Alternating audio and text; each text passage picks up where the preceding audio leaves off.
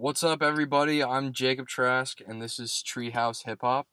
I'm here today with local drummer and expert percussionist. Some people call him the saving grace of drums. I simply call him Matt Sabo. Welcome. How's it going, Matt? How you doing? Doing well, thank you. Thank you for having me. Thanks for coming on. How's your drumming going recently? What have you been up to? I've been drumming for my buddy Justin. He's a local rapper. We've been kind of doing some stuff together. Trying to mix like live drums with obviously like hip hop. So been pretty busy with that. Nice. You had any gigs recently? Yeah. We just had a show. Last was it Saturday? Last Saturday. At the Orpheum in Ybor. Oh, nice. What kind of show was that? It was. It used to be. It was going to be a battle of the bands, but a couple bands dropped out, so it just ended up being like a showcase for like local artists, and it was pretty nice. We played like a half an hour set. About 50 or 60 people were there, so it was pretty sweet. Nice. Is that your first time performing at a show that big, or? No. I've been performing for a pretty long time. With I had a band called Parrotfish, and we played a lot of places, especially like the Orpheum and the Ritz, and we played a lot of places in Ybor. Oh, Parrotfish. What kind of genre was that? It's like rock, like a little bit of funk, a little bit of reggae, a little bit of everything. How'd you guys get started? Funny enough, I started. We were like 12. Me and the guitar player, his name's Joe.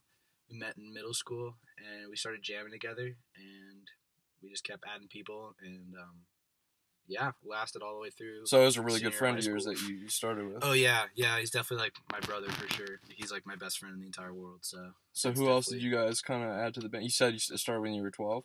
Yeah, we started in we were 12, and we messed around like because we took it really seriously for a pretty young age. But we didn't add like serious members until we were in like high school. We met our bass player Matt and our singer Connor when we were seniors in high school. So I'd say by like junior senior year we started taking it like really seriously.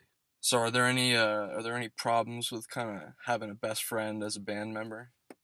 Uh, I you'd think so, but it actually works out really well because we have a very similar like work ethic. We're very much alike, so no, like it actually, if anything, like our friendship definitely made our music sound a lot better because those two other guys eventually became like my other two like best friends in the entire world. So Nice. you know, You're not with Parrotfish anymore. no sir. Can you tell us what kind of happened with that? Just kind of people grow up and things change, so they decided it was better for them to move to Nashville and keep pursuing music, and they went to Belmont, which is a very prestigious music school. And I felt like it was a better fit for me to go to St. Pete College and study more of the production side of things. So we had a pretty peaceful split.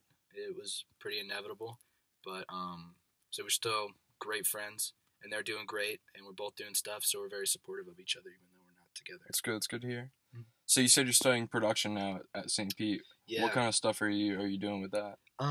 Mostly like engineering audio and songs and stuff like that, and kind of figuring out like what makes a song kind of tick. Okay, so you've been making some new music of your own. Kind of Yeah. describe that to me. Yeah, I've been messing around with it.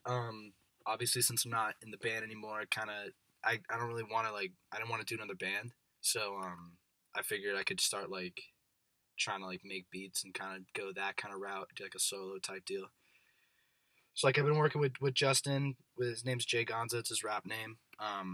And so we've been kind of trying to like work on stuff together. He's been kind of helping me get into the more hip hop. That's cool. Are you producing for him at all? No, not yet. I'm still kind of honing my craft and trying to get a little bit better at it because he's at a pretty professional level. So I feel like I'd have to definitely come with my A game before Yeah, I'd ask him definitely. to like be on like one of my beats. So how long have you been making stuff now, making beats? Very very new to it. Definitely like. Would you say you've kind two. of established a style yet, or are you still really figuring out what I'm you definitely wanna still do? feeling myself out. For sure, because I definitely love as a drummer. I love the live drums. So Yeah. that's kind of what I wanted to bring to the table with like hip hop and kind of change things like that kind of way. So I've definitely like been trying out new stuff and going a lot of different directions. So I still haven't found like my niche style, I don't think yet, but I definitely think like it could be that like live drums are always in my beats. kids. So Yeah. that's kind of always like a very common like theme with what I do. So you like live drums and you teach live drums, don't you? Yes, sir. I teach Where drums do you teach? at a Chops Music Studio on Beta Bay in South Tampa. Are you teaching mostly drum set, or are you teaching? Yeah, all drum set. I have a couple kids that do like marching stuff, like marching snare, but mostly drum set. Okay, how old are these kids you're teaching? It ranges. I have an 8-year-old all the way up to a 16-year-old. So it's very different. Yeah, very different ranges of kids for sure. What would you say is the most important thing that you teach your kids?